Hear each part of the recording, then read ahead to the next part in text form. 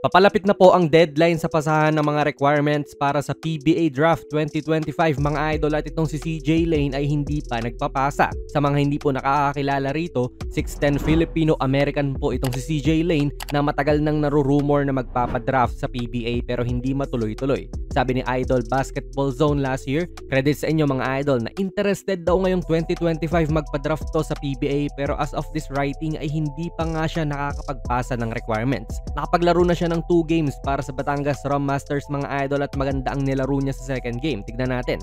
Since bago nga siya sa team, malamang hindi pa niya amoy talaga yung mga kasama niya. That's why sinabihan siya nito ni Ablasa na lumubog na lang sa low post kasi siya na yung pepwesto sa free throw area. Naka-zone din ang Manila rito kung saan nahanap din kagad ng Batangas ang si CJ Lane sa post. Talagang nangingibabaw din po yung laki nito sa ilalim dahil 6'10 ba naman siya. I heard din na wala daw sa kondisyon talaga itong si Lane kaya parang gapiso talaga yung talon niya. Mahirap i-judge to syempre na mahusay ba o ano.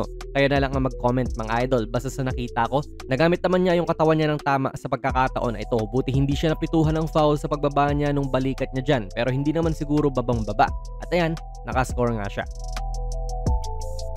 Tapos na ang NBA, tapos na rin po ang PBA, pero may FIBA pa po tayo na paparating mga idol, at may bonus pa rin po si One Sports sa una nyong hulog. Tignan nyo lang yung napupusuan yung mananalo sa bawat laro sa iba't ibang liga pa yan, mapa NBA, PBA, Japan B-League, FIBA o iba pa mga idol. I-click nyo lang yung link sa ating komento at i-type nyo na rin po ang ating code na nakikita nyo dito sa ating screen. Jonas PB lang naman yan. May pagka-triangle offense nga rin dito yung Batangas mga idol, at itong tatlo ay nagpo-form ng somewhat triangle sa kaliwa.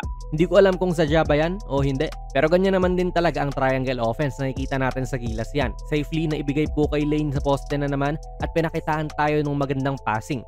Para namang sadya kasi alam na alam ni Lane na magkakat yung kakampi niya. In terms naman po sa depensa dito, makikita natin siya sa single coverage, at sa eye test ko lang, halata naman din po na wala to sa kondisyon. Parang ang bigat ng katawan niya. Pero nagawa naman niyang hindi makatira ang kalaban, so there's that. Then tinanggap niya muli yung bola dito sa kaliwa at sumusubok mag-face up. Bale, parang dinidescribe lang natin talaga yung nangyayari kasi pare-parehas naman tayong hindi pamilyar sa laro na ito. Pero yun nga, siguro may bitaw din talaga siya mula dyan sa range po na iyan. Though medyo nagdalawang isip muna siya bago pakawalan to. Pero yung akin lang, nakakapag-easy score siya kanina doon sa poste. Bakit hindi niya gawin ulit yun, di ba? Siya yung literal na biggest player ng MPBL, so dapat mag-ala Junmar siya rito. Then again, hindi pa kasi condition din talaga, so baka hindi niya pa trip makipagbardagulan every single time sa ilalim.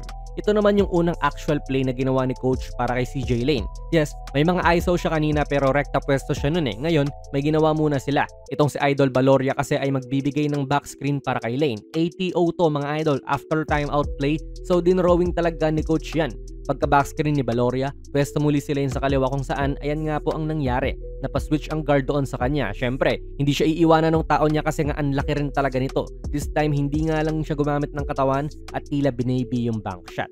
Then dito sa second half, pinakaginawa niya yung damage niya mostly sa pick and roll play, at syempre, siya bilang screen setter. Good footwork to mga idol yung ginawa niya na off the catch na panatili niyang nakaplanta tong pivot foot niya, yung kaliwang paa, para hindi siya matawagan ng traveling. Now, pwede na siyang bumomba dyan, hook shot, spin move, maraming possibilities nga sa paggamit ng pivot niya. This time ay nag-half spin siya. Hindi pa siya nagdi-dribble niya na at pwede niya rin yung gawin. At hindi na nga rin po gaano gumamit ng katawan kasi ang laki niya talaga kontra sa Manila. Makikita rin natin siya na mas ini-impose yung laki niya down low as compared kanina na tumitira siya sa labas. Nagsisil na siya sa paint at kahit hindi naman siya napasahan din dito, nagamit niya talaga yung laki at lapad niya kontra sa smaller competition. Yan syempre yung gusto mong makita sa big man mo. May galaw din talaga siya sa post mga idol.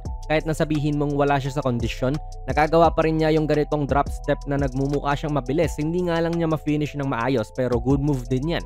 Sa mga ganito mga idol, feel ko ang okay talagang gawin ay makipagbungguan, seek contact sa kalaban mo, lalo na kung maliit sa'yo to kasi umiiwas nga siya sa ganun eh. So nadadama yung finishing niya. Hindi natin alam if ganyan ba yung laruan niya talaga o hindi kasi hindi naman din tayo pamilyar sa kanyang game, pero buti na lang at na-recover naman niya.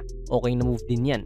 Kita naman din talaga yung footwork niya, napakagat niya sa up fake itong defender sabay again, kahit walang dribble, tamang paggamit lang ng paa ay nakakapunta siya sa magandang pwesto para umiscore. Sa edad ba naman niya, considered as veteran na rin talaga to, 30 years old na rin kasi to eh, prime years na ng isang basketball player yon.